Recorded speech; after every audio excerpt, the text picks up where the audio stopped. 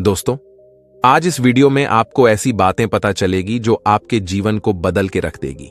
हम सभी लोग रात को खाना खा करके तुरंत सो जाते हैं। हम अपना मुख्य भोजन रात को ही करते हैं। रात को ठोस ठोस के हम भोजन खाते हैं और फिर सो जाते हैं। लेकिन मैं आपको बता दूं कि हमारे शरीर में 80% बीमारियां इसी वजह से होती हैं। आप खुद अपनी बीमारियों को आमंत्रित करते हैं और रात को पेट भरकर खाना खाना, यह तो बीमारियों के लिए सोने पर सुहागा हो जाता है। इसीलिए आज हम जानेंगे कि यदि हम 1 महीने खाली पेट सो जाते हैं तो इससे हमारे शरीर पर क्या चमत्कार होंगे। आपकी 80% बीमारियां खत्म हो जाएंगी। आप डरो मत, क्योंकि मैं आपको भूखा सोने के लिए नहीं कह रहा हूं। बस सोते समय आपका पेट खाली हो जाना चाहिए। मैं बस इतना कह रहा हूं, और खाली कैसे होगा इस बारे में आपको इस कहानी में पता चलेगा। इसीलिए आप इस कहानी को अंत तक जरूर देखना, क्योंकि अगर आपने यह वीडियो अधूरा छोड़ दिया तो आज आप एक ऐसी जानकारी से वंचित रह जाएंगे जो कि आपके पूरे जीवन को बदल सकती थी, जो आपको 80% बीमारियों से दूर रख सकती थी। तो दोस्तों, बिना किसी देरी के शुरू करते हैं। लेकिन इससे पहले कि आप वीडियो में खो जाएं, चैनल को सब्सक्राइब और वीडियो को लाइक करना ना भूलें। एक बार एक गुरु, जो कि आयुर्वेद के बड़े ही झाता थे, वह अपने शिष्यों को उपदेश दे रहे थे। अब आपको तो पता ही है कि पहले प्राचीन समय में किताबें नहीं हुआ करती थीं। गुरु अपने सभी शिष्यों को बिना किताबों के ही ज्ञान दिया करते थे, और वह ज्ञान आज हमें किताबों में भी नहीं मिलता है। ऐसे में वह गुरु उन सभी शिष्यों को कह रहे थे कि बच्चों, क्या आप सभी लोगों को पता है कि हम लंबे समय तक स्वस्थ कैसे रह सकते हैं? तो उनके शिष्यों ने कहा कि गुरुदेव, हमें पता नहीं है, लेकिन आप हमें इसके बारे में विस्तार से बताइए। तब गुरु ने कहा कि एक छोटा सा नियम है जो हमें अनेकों बीमारियों से दूर रखता है और हम लंबे समय तक जवान रह सकते हैं। जो भी व्यक्ति इस नियम का पालन करता है वह वृद्ध अवस्था में भी युवा दिखाई पड़ता है। उसके चेहरे पर तेज रहता है, उसकी त्वचा में एक चमक रहती है, वह हर समय ऊर्जा से भरपूर रहता है। और जो व्यक्ति इस नियम का पालन नहीं करता है वह भरी जवानी में ही वृद्ध दिखाई देने लगता है। उसके बाल सफेद हो जाते हैं, चेहरे पर झुर्रियां पड़ जाती हैं, त्वचा रूखी रूखी हो जाती है और वह हमेशा थका थका महसूस करता है। इसीलिए आज जो मैं तुम्हें नियम बताने वाला हूं उसे तुम बड़े ही ध्यान से सुनना, क्योंकि यह एक छोटा सा नियम आपके पूरे जीवन को बदल सकता है। तभी एक शिष्य ने कहा कि गुरुदेव, क्या वह नियम सरल है? क्या उसने को हम सभी आसानी से अपना सकते हैं? शिष्य की बात सुनकर गुरु मुस्कुराए और बोले, हां, यह नियम बहुत सरल है और इसे हर व्यक्ति अपना सकता है। तुम भी अपना सकते हो। यह नियम बहुत आसान है, बस तुम्हें इसका ठीक से पालन करना आना चाहिए। तभी वह शिष्य बोला कि गुरुदेव, लेकिन वह नियम क्या है? तब गुरु ने बताया कि वह नियम है, हमें रात में भूखा सोना चाहिए। गुरु की बात सुनकर शिष्य घबरा गया और गुरु से बोला कि गुरुदेव जी, आप क्या कह रहे हैं? भूखा सोना है? मुझसे तो इस नियम का पालन नहीं होगा, क्योंकि देखो, मैं तो भूखा नहीं सो सकता हूं। शिष्य की बात सुनकर गुरु फिर मुस्कुराए और बोले, पहले तुम मेरी पूरी बात तो सुनो। तुम इस पूरे नियम के बारे में तो समझो। मैं तुम्हें यह थोड़ी कह रहा हूं कि तुम सुबह भोजन करो और इसके बाद भोजन ही ना करो और रात को भूखे सोने जाओ। फिर गुरु ने सभी शिष्यों से कहा, अब आप सभी लोग मेरी बात को ध्यान से सुनो। और फिर गुरु ने बताना शुरू किया, अब तक आपने अपने जीवन शैली में जो भी बदलाव किए हैं, जिन नियमों का पालन किया है, उन सभी में से जो आज का नियम है वह महत्वपूर्ण है। यह आपको बहुत अधिक लाभ देगा। यह नियम कोई कठिन नियम नहीं है, आप सरलता से इसका पालन कर सकते हैं। इसके लिए सबसे पहले आपको इस बारे में पता होना चाहिए कि हमारे शरीर में एक प्राण शक्ति होती है जो हमारे सभी कार्यों को संपादित करती है। जैसे कि जब हम भोजन करते हैं तो वह प्राण शक्ति हमारे भोजन को पचाने में लग जाती है। हम कोई दिमाग का कार्य कर रहे होते हैं तो उस समय वह प्राण शक्ति उस दिमागी कार्य को ठीक तरीके से संचालित करने में लग जाती है। जब हम दौड़ रहे होते हैं तो दौड़ते समय भी हमारी जो प्राण शक्ति है वह कार्य करती है। वह प्राण शक्ति हमारे शरीर के हर कार्य को संपादित करती है। लेकिन यहां पर एक बात समझने वाली यह है कि प्राण शक्ति केवल एक समय में एक ही कार्य कर सकती है। अगर आप भोजन करते हैं और भोजन करने के तुरंत बाद अगर आप कुछ गहरी सोच में पड़ जाते हैं तो आपके पाचन तंत्र पर इसका प्रभाव पड़ेगा। क्योंकि जो प्राण शक्ति है वह पूरे तरीके से पाचन पर लग ही नहीं पाती है, उसे तो आपने बांट दिया है। प्राण शक्ति का काम था कि जो भोजन आपने खाया है वह उसको पचाए, लेकिन आप तो गहरी सोच में डूब गए और प्राण शक्ति को एक नया काम मिल गया। अगर आप भोजन करने के बाद कोई शारीरिक परिश्रम करना शुरू कर देते हैं या फिर तेज तेज चलना शुरू कर देते हैं तो यह भी ठीक नहीं है, क्योंकि प्राण शक्ति जो पूरी तरह से पाचन पर लगती थी वह अब आपके तेज चलने पर खर्च हो रही है। इसीलिए आपको भोजन करने के बाद बहुत तेज नहीं चलना है, नहीं तो आपकी प्राण शक्ति आपके तेज चलने की तरफ आकर्षित हो जाएगी। इसीलिए आपको भोजन करने के बाद धीरे धीरे ही टहलना है। इसके बाद गुरु ने उन शिष्यों को कहा कि यह तो तुम्हें समझ में आ गया होगा कि प्राण शक्ति एक समय में एक ही कार्य कर सकती है, लेकिन जब आप देर रात में भोजन करते हैं, देर से आप खाना खाते हैं, तो पता है क्या होता है। इससे हमारे शरीर पर 3 प्रभाव पड़ते हैं। अब आप सभी इन 3 प्रभावों को ठीक से समझो। पहला प्रभाव जो हमारे शरीर पर पड़ता है वह यह है कि जो आपकी जठराग्नि होती है वह सूर्य के साथ काम करती है, यानी कि जैसे जैसे सूर्य का उदय होता है तो आपकी जो पाचन अग्नि है वह बढ़नी शुरू हो जाती है। दोपहर में वो बढ़ जाती है और संध्या काल में वह थोड़ी मंद पड़ जाती है। इसीलिए संध्या काल में हल्का भोजन करें और यही ठीक रहता है। और आपको यह भी ध्यान रखना होता है कि आपको शाम का भोजन सूर्य अस्त होने से पहले ही कर लेना है। अगर सूर्य अस्त हो गया तो आपकी जो जठराग्नि है वह बिल्कुल कम हो जाएगी और उस मंद जठराग्नि में जब आप भोजन करते हैं तो वह भोजन ठीक से नहीं पचता है। अगर आपने सात्विक भोजन भी किया होगा तो वह भी नहीं पचता है, क्योंकि उस समय जठराग्नि मंद थी। इसीलिए भोजन ठीक से नहीं पचता है और वह शरीर में लंबे समय तक पड़ा रहता है, ज्यादा समय तक रुका रहता है। इसी वजह से वहां पर सड़न पैदा होने लगती है और वही सड़न हमारे लिए विषाद का कारण बनती है, जहर का कारण बनती है, आपके शरीर के लिए हानिकारक होती है। इसीलिए आपको समझना है कि आप अगर सूर्य अस्त होने से पहले भोजन करते हैं तो जठराग्नि ठीक रहती है और भोजन ठीक से पचता है। दूसरा प्रभाव जो आपके शरीर पर पड़ता है वह यह है कि रात्रि के समय जो आपकी प्राण शक्ति है वह हीलिंग में लग चाहिए, यानी कि शरीर में जो मरम्मत होनी है, शरीर में जो टूट फूट होती है, उसकी मरम्मत में वह प्राण शक्ति लगनी चाहिए। लेकिन अक्सर लोग क्या करते हैं, भोजन करते हैं और सो जाते हैं, जो कि बहुत गलत है, क्योंकि मैंने आपको पहले बताया कि प्राण शक्ति एक समय में एक ही कार्य करती है।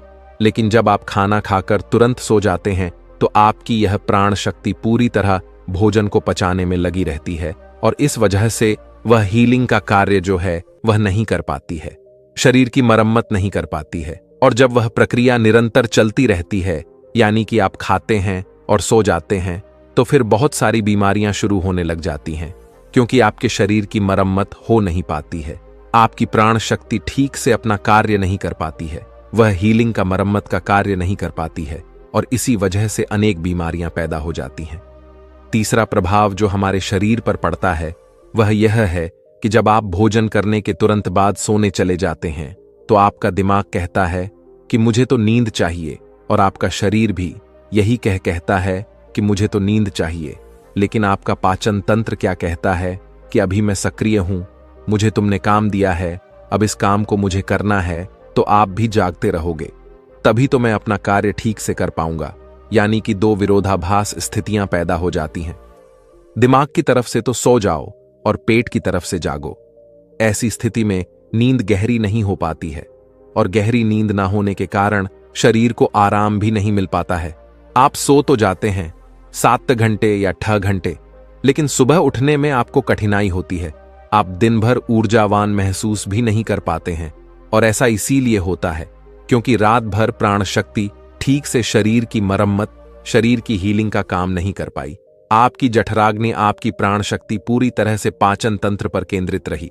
उसने पूरी रात भोजन को पचाने में ही अपना समय दिया और फिर जैसे आप सुबह उठते हैं तो उठते ही फिर कुछ खा लेते हैं और इसी वजह से बार बार खाने से हमारी प्राण शक्ति पूरी तरह से पाचन पर ही लगी रहती है और शरीर के दूसरे कार्य मंद पड़े रहते हैं, जो कि शरीर के लिए बहुत जरूरी थे। यह 3 प्रभाव थे जो हमारे शरीर पर पड़ते हैं। अगर आप सूर्य अस्त होने के बाद भोजन करते हैं और भारी भोजन खाते हैं तो इससे आपकी पाचन प्रणाली पूरी तरह से बिगड़ जाती है। खत्म हो जाती है और फिर आप इसे ठीक करने के लिए चूर लेते हैं। अनेक प्रकार के तरीके अपनाते हैं, तब भी यह ठीक नहीं हो पाती है। लेकिन जो स्वाभाविक प्रणा है उस पर तो आप ध्यान ही नहीं देते हैं। स्वाभाविक प्रणाली जो परमात्मा ने आपको दी है, जिससे आपका शरीर खुद ही खुद को साफ कर लेता है, खुद ही खुद की बीमारियों को ठीक कर लेता है। फिर गुरु सभी शिष्यों से कहते हैं कि अब मेरी बात को ध्यान से सुनो।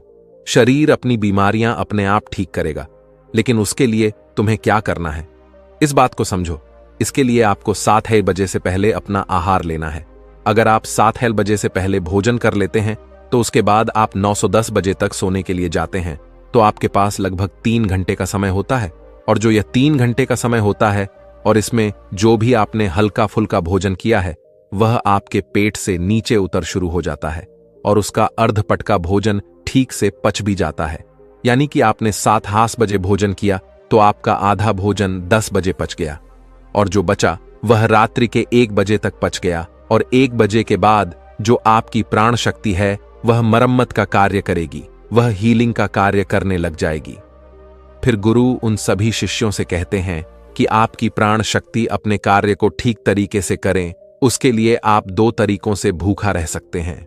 मैं आपको उपवास करने के लिए नहीं बोल रहा हूं, क्योंकि उपवास करना सबके लिए संभव नहीं है। मैं आपको बता रहा हूं, उसको कहा जाता है अर्ध उपवास, या इसे प्रातकालीन उपवास भी कहते हैं। इसमें आपको उपवास करना है। वह उपवास आपको 16 घंटे का करना होता है और इसकी शुरुआत आप ऐसे कर सकते हैं कि आपने शाम को जो भोजन किया था 7 बजे, उसके बाद अगले दिन आप 7 बजे ही भोजन करें, क्योंकि जब आप 7 बजे भोजन कर लेते हैं तो वह भोजन आपका रात्रि में 1 बजे तक बच जाता है।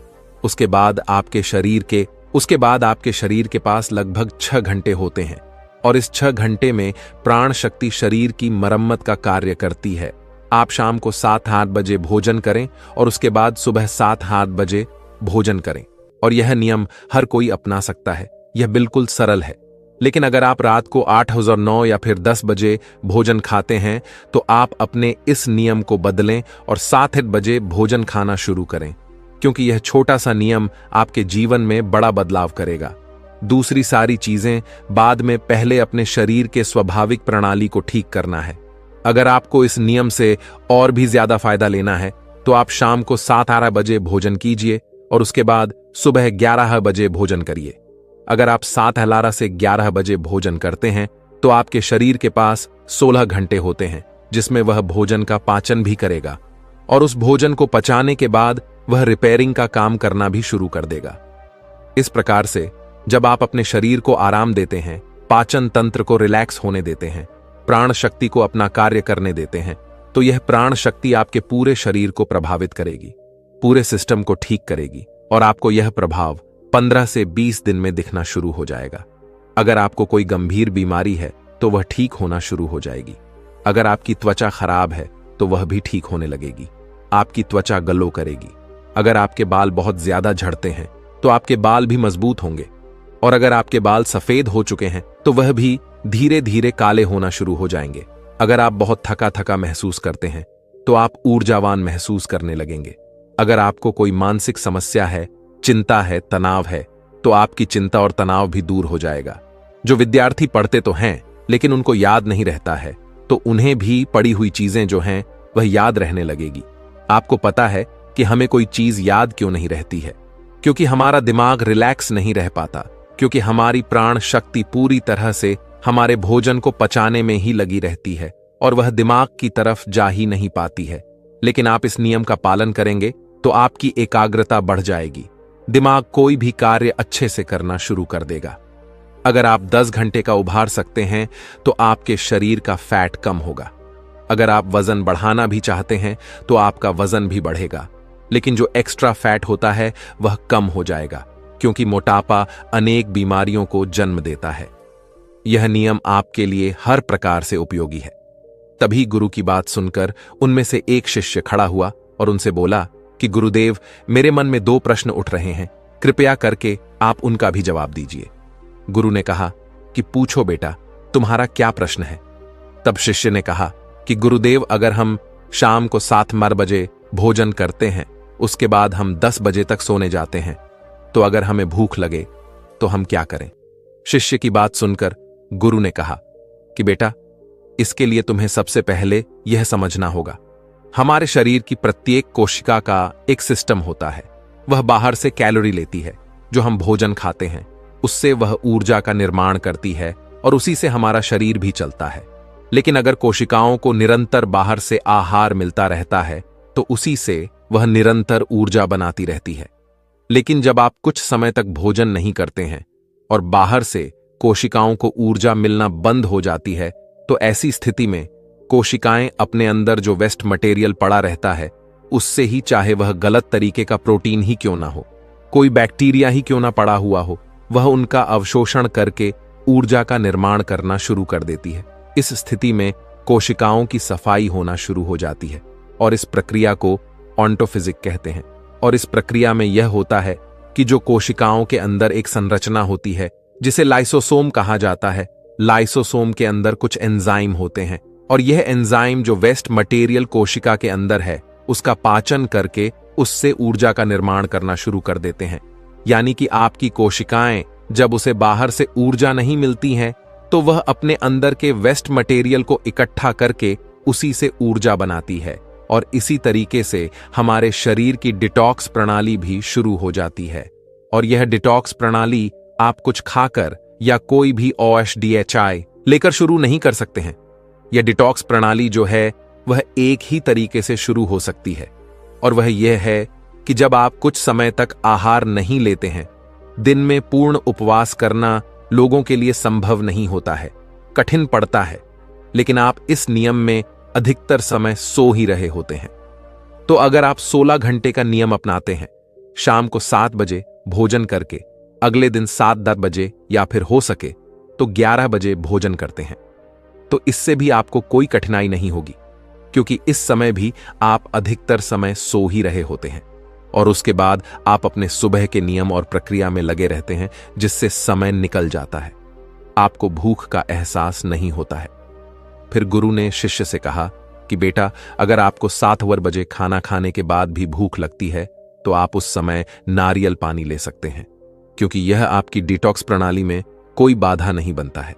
इसके साथ आप एक कार्य कर सकते हैं जिससे कि आपकी भूख पर प्रभाव भी पड़ेगा और जो आपकी डिटॉक्स प्रणाली है वह भी बेहतर। दोस्तों, कभी कभी हम जो सुनते और समझते हैं वह पूरी तरह सत्य नहीं होता।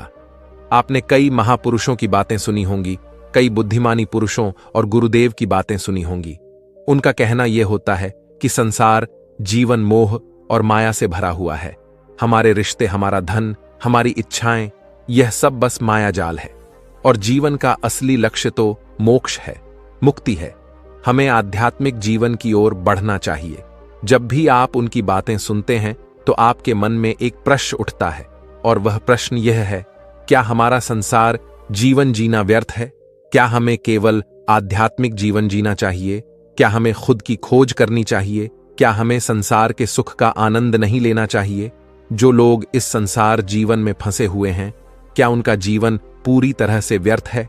किसी को अपने माता पिता के लिए धन कमाना है तो कोई अपने परिवार को सुखी देखना चाहता है, कोई अपने बच्चों की चिंता में दुखी है तो कोई अपने लिए कुछ करना चाहता है, नाम कमाना चाहता है, कोई अपनी प्रेमिका को खुश रखना चाहता है, कोई अपने प्रेमी को पाना चाहता है, कोई बड़ा आदमी बनना चाहता है तो कोई राज करना चाहता है, कोई साधारण जीवन जीना चाहता है। इसी प्रकार हम सभी के तरह तरह के सपने हैं, तरह तरह के विचार हैं। हम सभी को अपने जीवन में कुछ ना कुछ तो चाहिए ही, परंतु यह सभी बुद्ध पुरुष जब हमारे सामने आते हैं तो हमारे इन सपनों को तोड़ मरोड़ के रख देते हैं।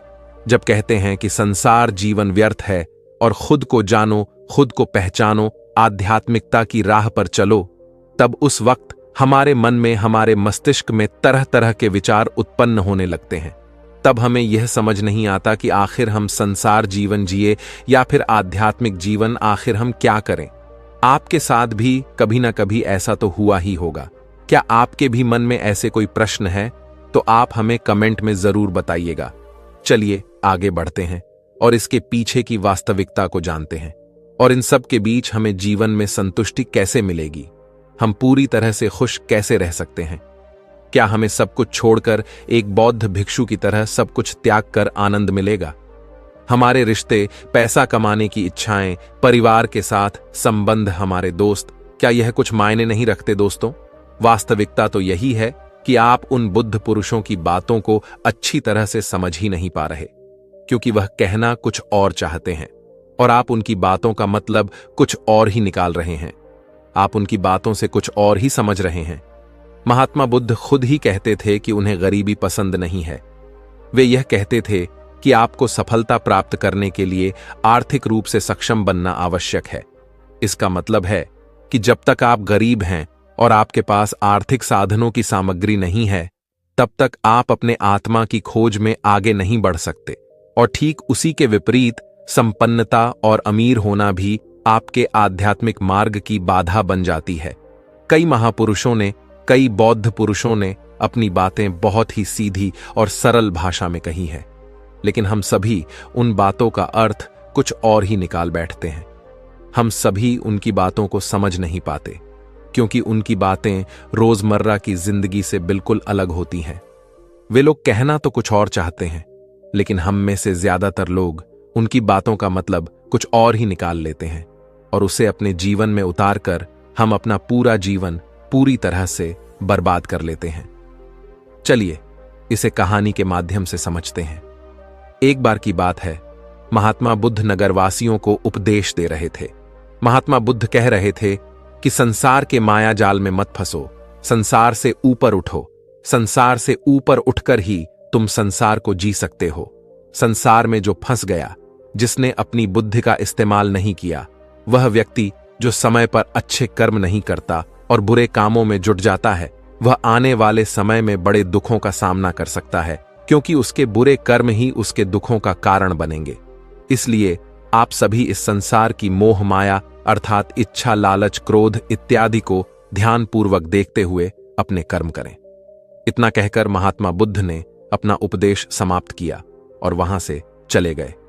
महात्मा बुद्ध जब यह उपदेश दे रहे थे तो वहां पर उस नगर का सबसे धनी व्यक्ति वहीं पर मौजूद था और उस व्यक्ति पर महात्मा बुद्ध की बातों का बहुत गहरा असर पड़ा।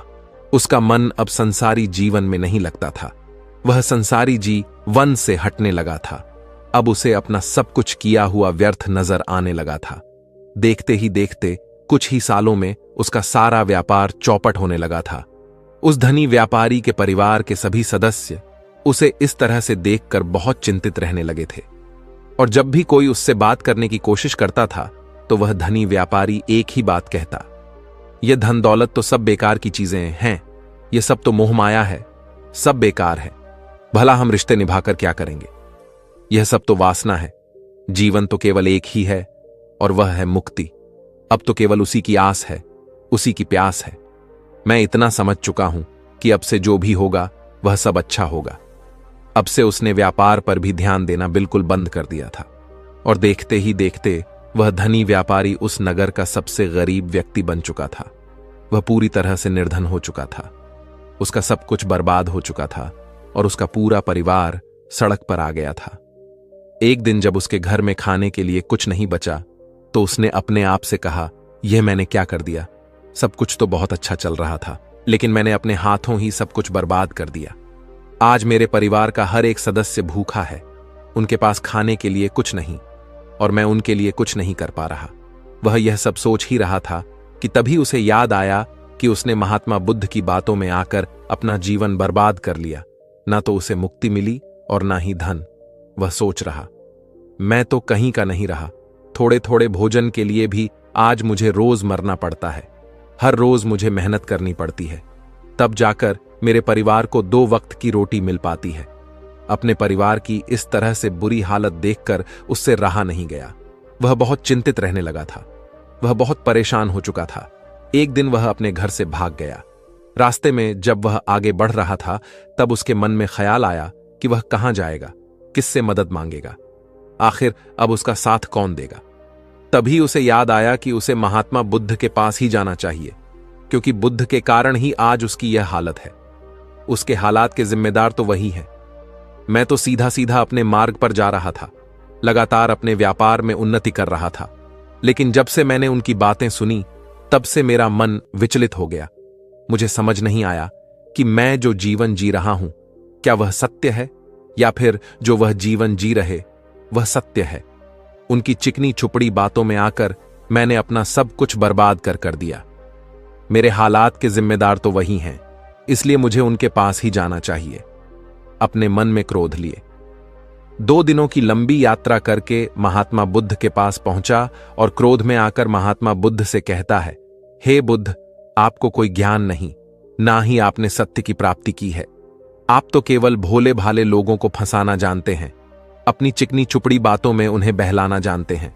आप लोगों के सीधे पर का फायदा उठाकर अपनी प्रसिद्ध थी और अपनी प्रशंसा करवाते हैं।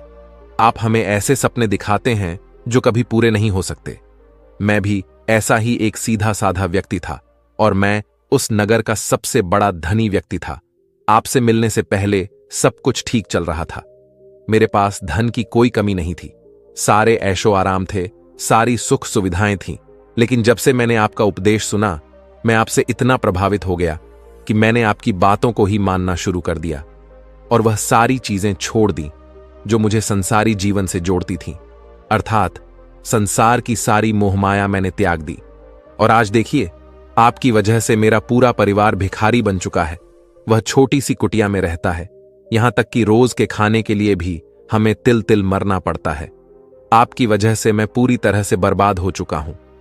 उस व्यक्ति के इतना कहने के बाद महात्मा बुद्ध शांति से मुस्कुराते हुए उस व्यक्ति से कहते हैं, आखिर तुम्हारे साथ क्या हुआ है और तुमने मेरी बातों का क्या मतलब निकाला। इस पर वह व्यक्ति महात्मा बुद्ध को सारी बातें बता देता है आप कहते हैं कि धन दौलत की इच्छा करना, यह कामना, यह वासना से बुरी है। आप सांसारिक जीवन को बुरा कहते हैं और खुद इस संसार में आकर भिक्षा मांगते हैं। आप आध्यात्मिक जीवन को अच्छा बताते हैं, किंतु मेरा एक प्रश्न है, इस आध्यात्मिक जीवन से हमें क्या मिलता है? इससे हमें क्या लाभ? आपने कहा था कि हमें आध्यात्मिक जीवन से सुख प्राप्त होता है, लेकिन मैंने तो जब से आध्यात्मिक जीवन अपनाया है तब से मुझे केवल दुख ही दुख मिला है। यहां तक कि मेरे पास जो कुछ भी था वह भी सब मैं खो बैठा हूं। आप लोगों को झूठा सुख दिखाकर उन्हें अंधकार में ढकेल देते हैं। क्या यह वास्तविकता नहीं है? इस पर महात्मा बुद्ध मुस्कुराते हुए उस व्यक्ति से कहते हैं, बेटा, तुम बहुत दूर से आए हो, अभी तुम विश्राम कर, रात को आकर मैं तुम्हें तुम्हारे सभी प्रश्नों का जवाब दे दूंगा। पहले तो उस व्यक्ति ने इनकार किया, लेकिन महात्मा बुद्ध के आग्रह पर वह व्यक्ति महात्मा बुद्ध की बात मान गया और आश्रम में जाकर विआम करने लगा। रात्रि के बाद महात्मा बुद्ध उस व्यक्ति के पास आए और कहा, बेटा, मैंने एक व्यक्ति की बात सुनी। वह कह रहा था कि एक हाथी हवा में उड़ रहा था और वह अपने पर तेजी से मारता हुआ हवा में चला जा रहा था। उसने तो यह भी देखा कि एक बड़ी मछली अपने पैरों से जमीन पर चल रही थी और एक कुत्ता समुद्र की गहराइयों में सांस ले रहा था। इतना कहकर महात्मा बुद्ध शांत हो गए। वो व्यक्ति महात्मा बुद्ध की सारी बातें सुनकर महात्मा बुद्ध से कहता है, हे तथागत, उसके आगे क्या हुआ? आखिर आप चुप क्यों हो गए? तभी महात्मा बुद्ध उस व्यक्ति को समझाते हुए कहते हैं, बेटा, क्या तुम्हें लगता है कि ऐसा वास्तव में हो सकता है? इस पर व्यक्ति जवाब देते हुए कहता है, बुद्ध, अगर आप कह रहे हैं तो यह अवश्य ही सच होगा, क्योंकि आप इतने बड़े ज्ञानी हैं, आपने सत्य की प्राप्ति की है, तो आपके मुख से निकला हुआ हर एक शब्द तो सत्य ही होगा। तभी महात्मा बुद्ध मुस्कुराते हुए उस व्यक्ति से कहते हैं, बेटा, क्या तुमने कभी पहले ऐसा कभी होते हुए देखा है? क्या तुमने कभी किसी हाथी को देखा है जो पर के साथ हवा में तेजी से उड़ता जा रहा हो? इसके जवाब में वह व्यक्ति कहता है, तथागत, मैंने तो कभी नहीं देखा। तभी महात्मा बुद्ध कहते हैं, तुमने मुझसे प्रश्न क्यों नहीं किया कि आखिर वह हाथी आकाश में कैसे उड़ सकता है? इसके जवाब में व्यक्ति कहता है, हे तथागत, आपके मुख से सुनकर मुझे ऐसा लगा कि मानो वह सत्य हो और आप कह रहे हैं तो यह सत्य ही होगा, इसलिए मैंने आपसे एक भी बार प्रश्न नहीं किया। तभी महात्मा बुद्ध उस व्यक्ति को समझाते हुए कहते थे, कभी किसी की बातों पर मत जाना, बल्कि खुद विचार करो, स्वयं सोचो कि उस बात में कितनी सच्चाई है जो व्यक्ति कह रहा है। क्या वह सच है? आखिर वह कहना क्या चाहता है?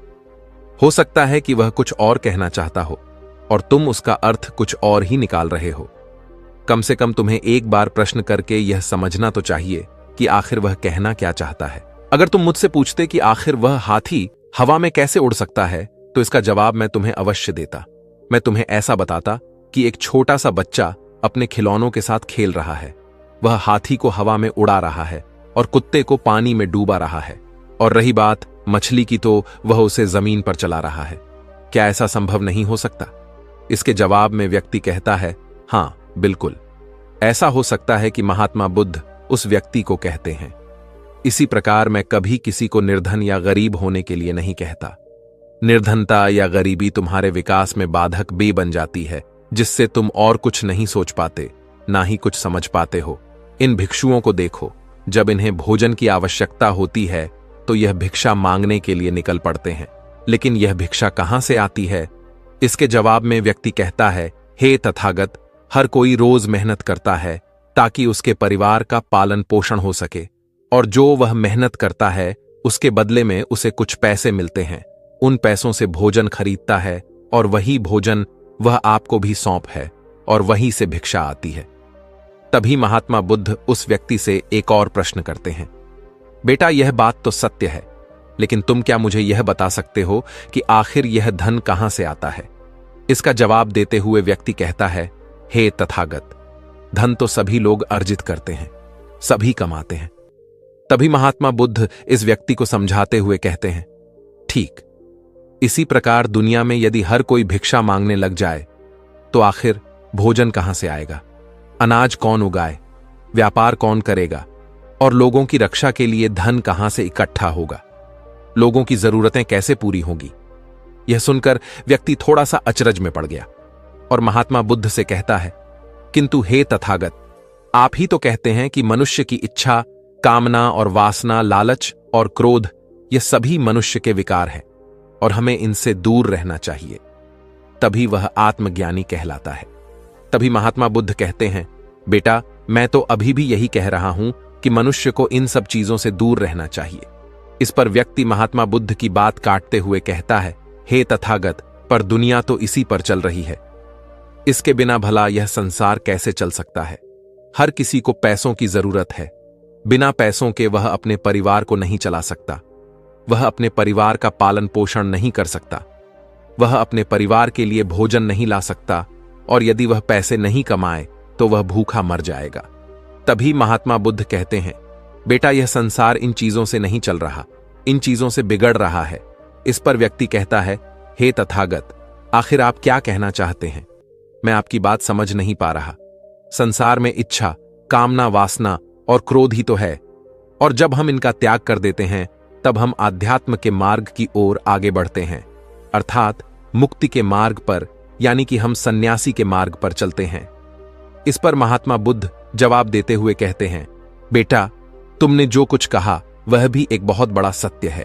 इच्छा, कामना, वासना और क्रोध ऐसे ही बुरी भावनाओं को छोड़ देने से हम संसार छोड़कर सन्यासी हो जाते हैं, और इन्हीं सभी चीजों को छोड़कर भी हम संसार में जी सकते हैं, धन कमा सकते हैं, मान, पद, प्रतिष्ठा और सम्मान कमा सकते हैं, क्योंकि हम सब अपना कर्म ही तो कर रहे हैं।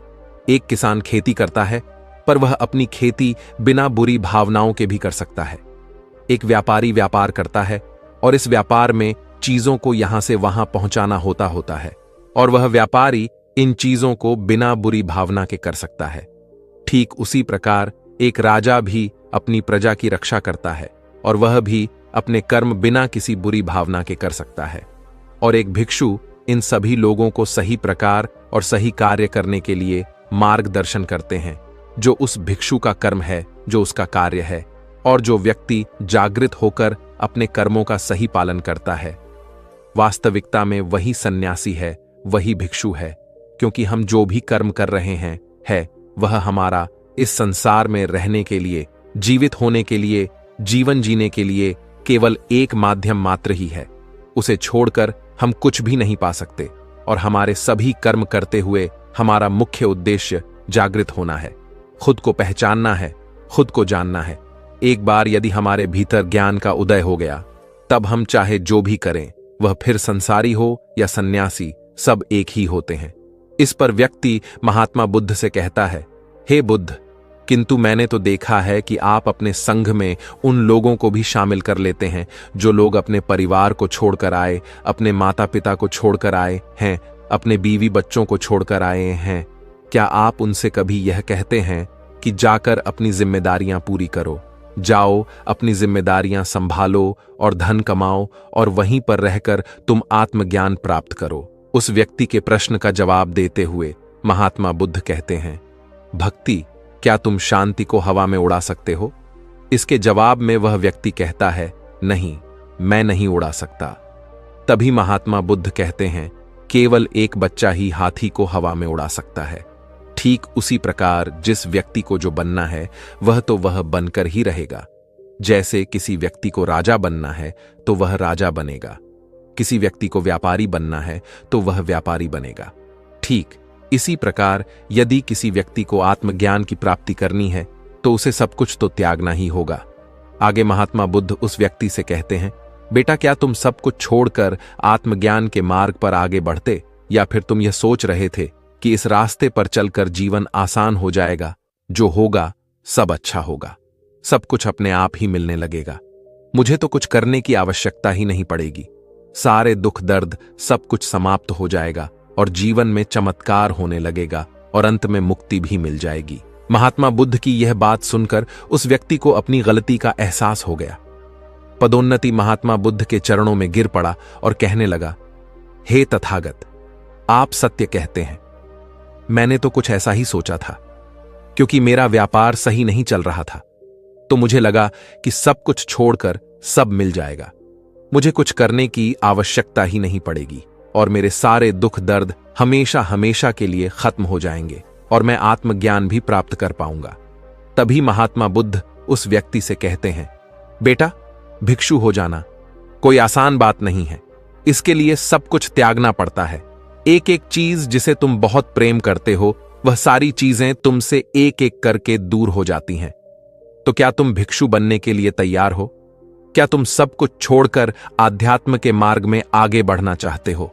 इसके जवाब में व्यक्ति कहता है, हे तथागत, मुझे मेरी गलती का एहसास हो चुका है, मुझे भिक्षु नहीं बनना, मैं तो व्यापारी ही ठीक हूं, मैं तो अपने संसारी जीवन में ही ठीक हूं, परंतु अब भी मेरे मन में एक प्रश्न शेष बचा है। अगर आपकी आज्ञा हो तो वह प्रश्न भी मैं आपसे पूछना चाहूंगा। तभी महात्मा बुद्ध उसे आज्ञा देते हैं।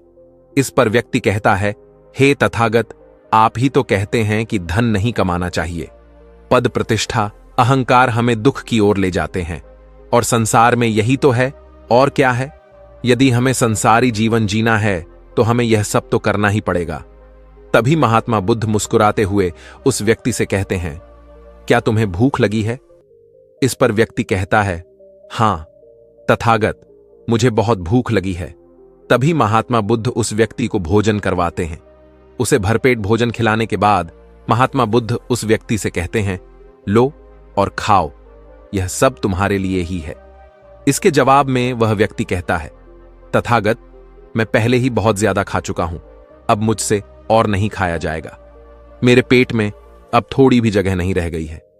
यदि मैंने और अधिक खाया तो मेरा पेट दर्द करने लग जाएगा और फिर मुझे तरह तरह की परेशानियां होने लगेंगी, मैं परेशान हो जाऊंगा। तभी महात्मा बुद्ध मुस्कुराते हुए उस व्यक्ति से कहते हैं, बेटा, मैं भी तो तुम्हें यही समझाने का प्रयास कर रहा हूं कि जितनी जरूरत है उतना ही खाओ, उतना ही धन कमा जितने की तुम्हें आवश्यकता है, क्योंकि हर चीज जब हद से ज्यादा हो जाती है तो वह नुकसान जरूर पहुंचाती है। फिर वह चाहे धन हो, चाहे इच्छा, चाहे लालच, या फिर कामना या वासना, सब कुछ हद से ज्यादा आपको नुकसान ही पहुंचाएगा और यह सब आपको केवल दुख ही देंगे। इसलिए इन्हें नियंत्रण में रखना चाहिए। जितने की हमें आवश्यकता है उतना ही हमें चाहिए, और जब आप इसे नियंत्रण में रखते हैं तो यह कभी आपको दुख नहीं दे पाएगा, आप हमेशा सुखी रहोगे। आ गई महात्मा बुद्ध उस व्यक्ति से कहते हैं, भर दे धन कमाना आवश्यक है, क्योंकि धन की कमी नहीं होनी चाहिए, भोजन की कमी नहीं होनी चाहिए, किसी भी कार्य को करने के लिए मन में इच्छा की कमी नहीं होनी चाहिए, लेकिन उसी के साथ में यह भी ध्यान रखना है कि इच्छा अत्यधिक भी नहीं होनी चाहिए। और मैं तुम्हें यही समझाने का प्रयास कर रहा हूं, मैं तुम्हें यही ज्ञान देने का प्रयास कर रहा हूं कि मध्य में रहो, न कम न ज्यादा।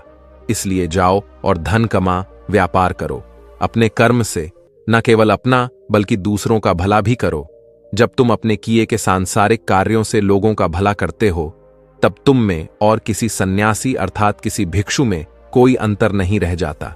बस सभी के मार्ग अलग होते हैं, लेकिन मंजिल एक ही होती है और तुम कभी मार्ग से भटक ना जाओ। इसलिए ऐसे लोगों की संगत में रहना जो तुम्हें आत्मज्ञान के सीधे मार्ग पर ले चले, जो सांसारिक जीवन से हटकर नए जीवन में प्रवेश करवाए, क्योंकि वे लोग बुराइयों से लड़ने में तुम्हारी मदद करेंगे। तुम्हें ताकत मिलेगी और तुम लगातार बिना विचलित हुए आध्यात्म के मार्ग पर लगातार आगे बढ़ते चले जाओगे। इतना कहकर महात्मा बुद्ध शांत हो गए।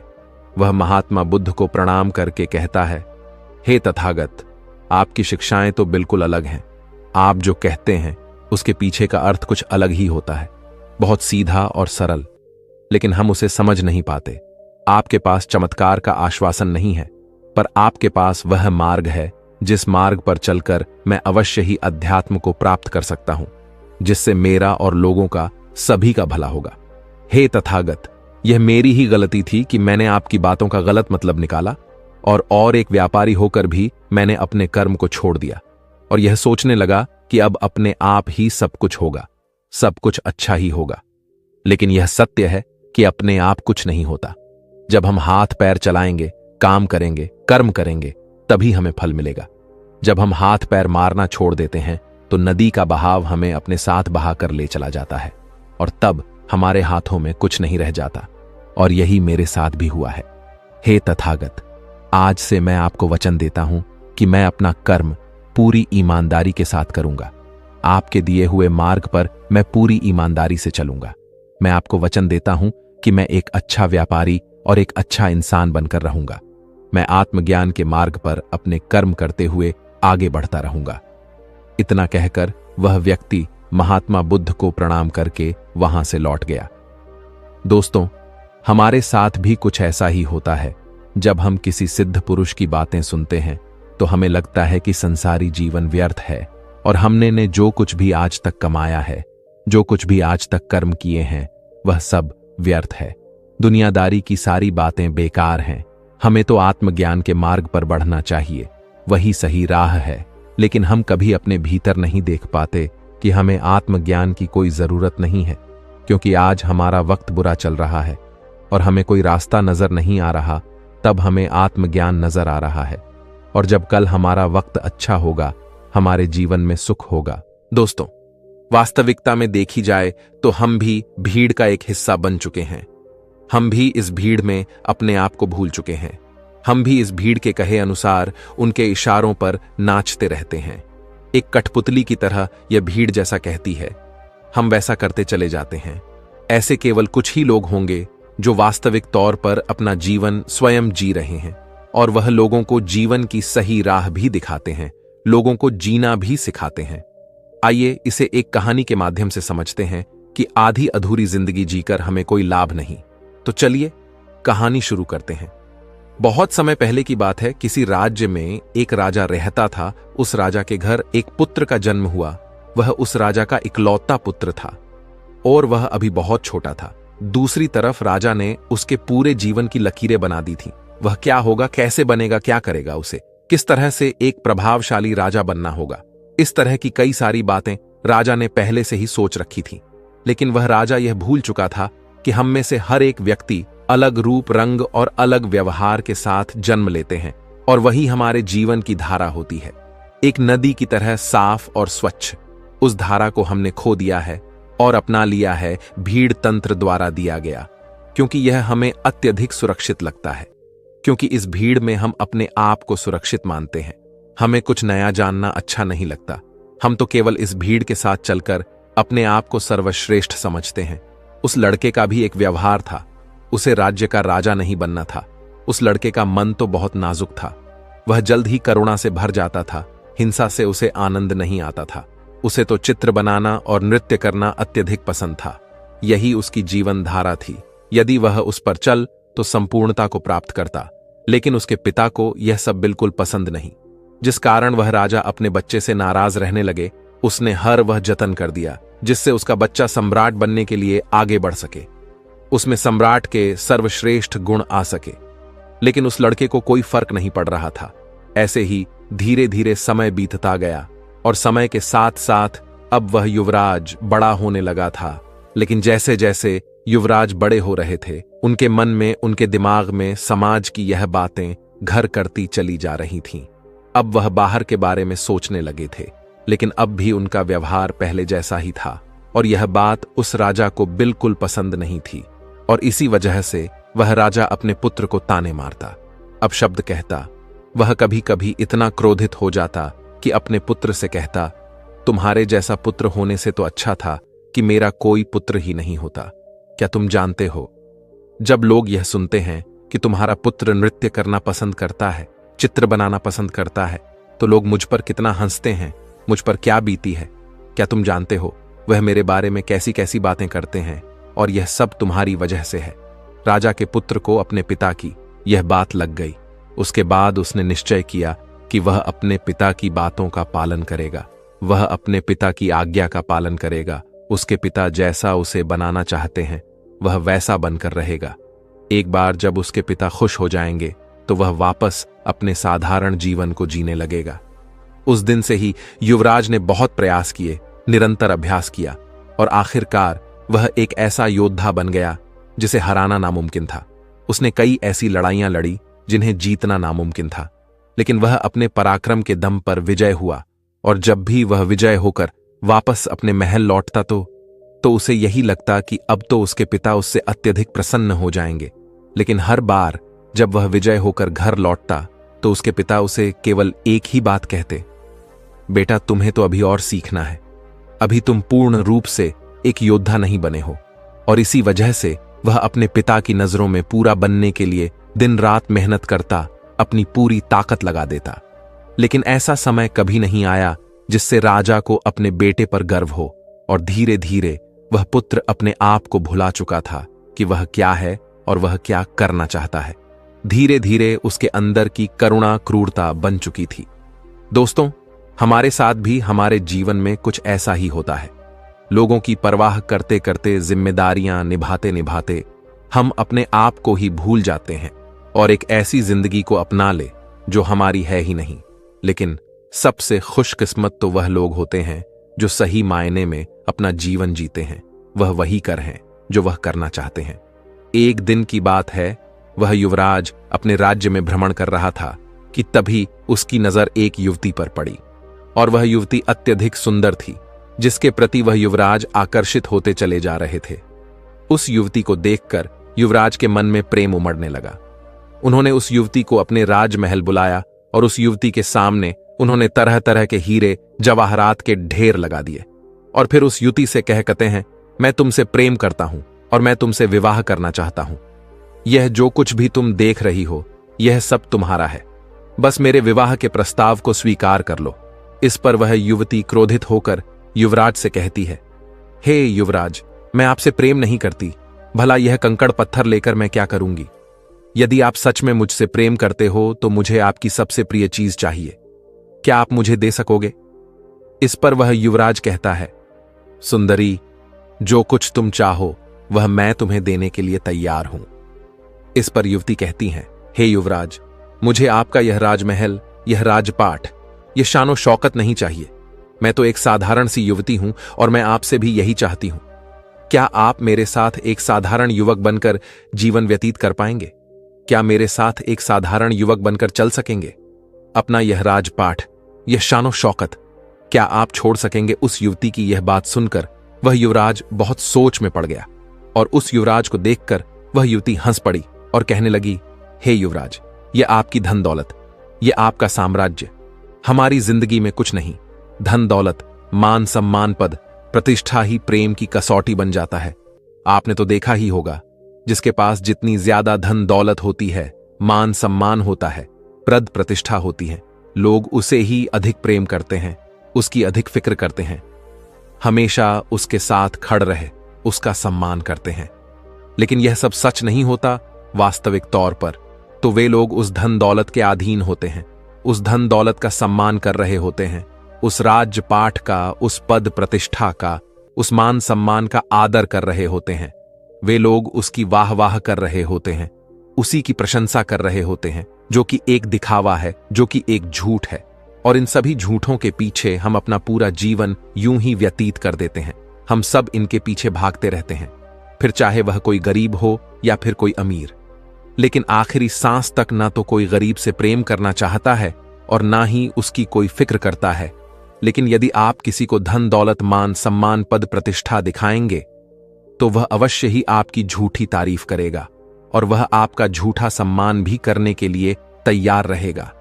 वह आपसे केवल इसलिए जुड़ा रहेगा क्योंकि उसे वे सारी चीजें पसंद हैं। ना कि आप उस युवती की यह सारी बातें सुनकर युवराज एक बार फिर से कुछ देर के लिए सोच विचार करने लगते हैं और कुछ देर बाद वह उस युवती से कहते हैं, मैं तुम्हारे साथ चलने के लिए तैयार हूं, जैसा तुम चाहती हो। मैं एक साधारण जीवन जीने के लिए तैयार हूं, बस मैं अपने माता पिता को इसकी सूचना देना चाहता हूं।